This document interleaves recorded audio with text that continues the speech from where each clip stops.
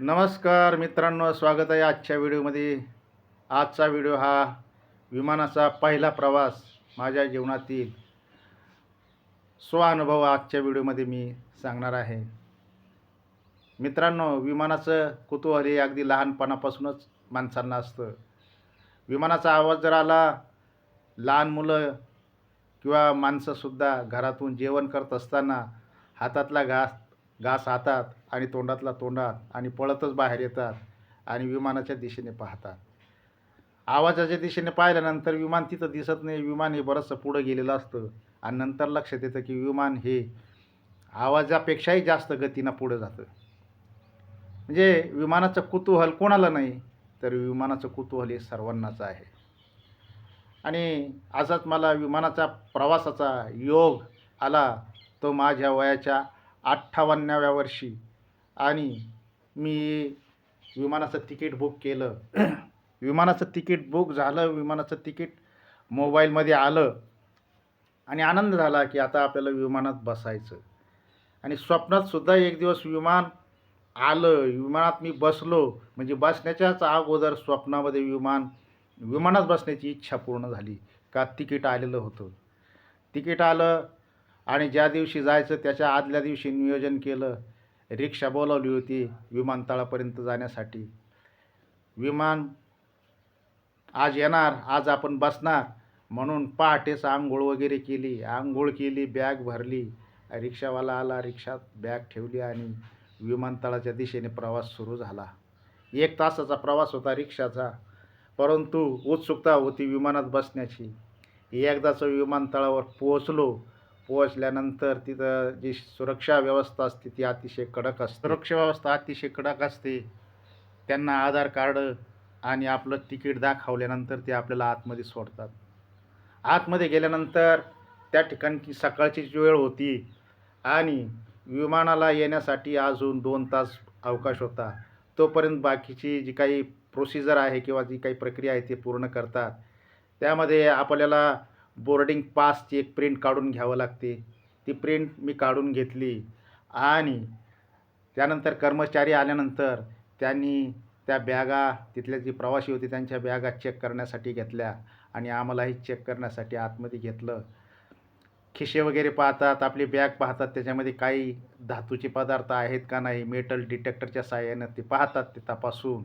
आणि अशा पद्धतीची तपासणी झाल्यानंतर ज्या टर्मिनलवरून आपल्याला विमानात बसण्यासाठी नेलं जातं त्या कॅबिनमध्ये मी जाऊन बसलो. आणि थोड्याच वेळाने अनाउन्समेंट झाली की अमुक वरील बस आलेली आहे, त्या बसमध्ये प्रवाशांनी बसायचं. सूचना आल्यानंतर मी बॅग घेतली आणि त्या बसमध्ये जाऊन बसलो. कारण त्या विमानतळावरून विमानापर्यंत नेण्यासाठी त्या ठिकाणी बसेस असतात. त्या बसमध्ये बसून आपण विमानापर्यंत जायचं. त्या बसने आम्हाला विमानापर्यंत नेऊन पोहोचवलं आणि ते विमान जवळून मी पहिल्यांदाच पाहिलं. तेव्हा कळलं की विमान किती मोठं असतं. नंतर पास वगैरे चेक करून तिकीट नंबर आणि सीट नंबर आपल्याला ते कर्मचारी देतात आणि त्या सीटवर नेऊन बसवतात. त्या सीटवर नेऊन बसल्यानंतर बेल्ट बांधायला सांगितलं आणि ते बेल्ट बांधला. त्यानंतर मी विमान संपूर्ण आतल्या बाजूला त्या विमानाचं निरीक्षण, कारण मी विमानात पहिल्यांदाच बसलो होतो आणि संपूर्ण विमान हे आतल्या बाजूला कसं असतं, ते कसं दिसतं हे प्रत्यक्षात निहाळून पाहिलं आणि नंतर बाहेर नजर टाकली. त्यावेळेस बाहेरचा नजारा जो आहे तो धावपट्टीचा दिसत होता आणि त्या ठिकाणी असणारे जे काही कर्मचारी त्यांनी अनाऊन्स केलं आणि विमानाचा दरवाजा बंद झाला. आणि विमानाचा दरवाजा बंद झाल्यानंतर कळलं की आता विमान सुरू होणार आहे. विमान सुरू होण्याच्या अगोदर, त्या ठिकाणी उड्डाण होण्याच्या अगोदर विमानाचे पंखे फिरू लागले आणि ते विमानाचे पंखे मी कुतूहलाने पाहत राहिलो.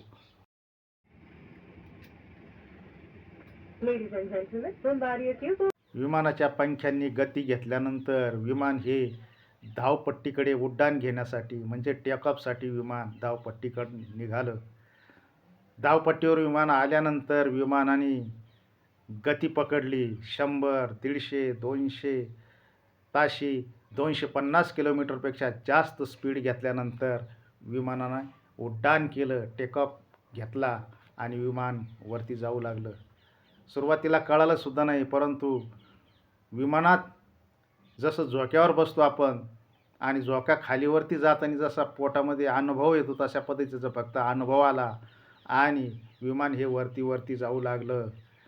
खाली असणारी शेतं, घरं ही छोटी छोटी दिसू लागली. विमान 5,000, 10,000, 15, 20, 25,000 जवळजवळ 30,000 फूट उंचीवरती विमान गेल्यानंतर विमानाने स्पीड घेतला आणि खाली असणारी घरं, नद्या, शेतं हे अति छोटे दिसत होती आणि विमानाने गती घेतली होती. 400, 500, 600, 700 किलोमीटर, 800 किलोमीटर ताशी वेगानं विमान हे पुढं चालत होतं. जाताना पैठणचा धरणाच्या परिसरातून विमान ज्यावेळेस गेलं त्यावेळेस धरण हे अतिशय छोटे दिसले, इतक्या उंचीवरून विमान जात होतं. अशा परिस्थितीमध्ये ताण भूक पार हरपून गेलेली होती. विमानतळ जवळ येत होतं, विमानाची उंची कमी कमी होत होती, खाली येत होतं. तसं पोटामध्ये थोडंसं त्रास व्हायचा आणि विमान इतकं खाली आलं की आजूबाजूला जी घरं आहेत किंवा ज्या रस्ते आहेत, गाड्या आहेत त्या दिसू लागल्या. नंतर इतकं ते खाली आलं की माणसंसुद्धा दिसू लागली आणि एकदाच विमानतळ जवळ आलं आणि विमान ही धावपट्टीवर आल्यानंतर थोडासा आवाज झाला, कारण विमानाची चाकं हे धावपट्टीलगत पळत होती. कळालं की विमान आता उतरलेलं आहे आणि विमान उतरलं आणि जीव भांड्यात पडला आणि अशा पद्धतीनं विमान धावपट्टीवरती लँड झालं. हळूहळू विमान हे टर्मिनलकडे गेलं आणि त्या ठिकाणी असणाऱ्या बसमध्ये आम्हाला बसायला सांगितलं. परंतु काही लोक काही फोटो काढत होते उतरताना, पायऱ्या उतरताना फोटो काढत होते, परंतु मी काही फोटो काढू शकलो नाही. गर्दी खूप होती. खाली उतरलो, बसमध्ये येऊन बसलो आणि ती बस विमानतळाच्या बाहेर आली आणि नंतर हा विमानाचा प्रवास संपला. जवळजवळ 1 तास 45 मिनिटाचा हा विमान प्रवास कायमचा स्मरणात राहील, अशा प्रकारचा अनुभव मला विमानात बसण्याचा आला. मित्रांनो, व्हिडिओ आवडला असेल तर या व्हिडिओला लाईक करा, सबस्क्राईब करा आणि कमेंट करायला विसरू नका. पुढचा व्हिडिओ येईपर्यंत सर्वांना नमस्कार. राम राम.